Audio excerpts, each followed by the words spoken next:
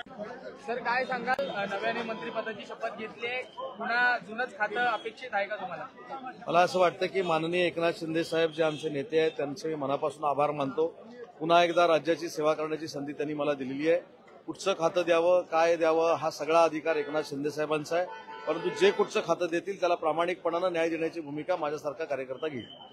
काही नेते नाराज असले तर शपथविधी सोहळ्याला कोणी नाराज नाही. शेवटी आमचं कुटुंब म्हणून आम्ही शिवसेनेमध्ये काम करतो.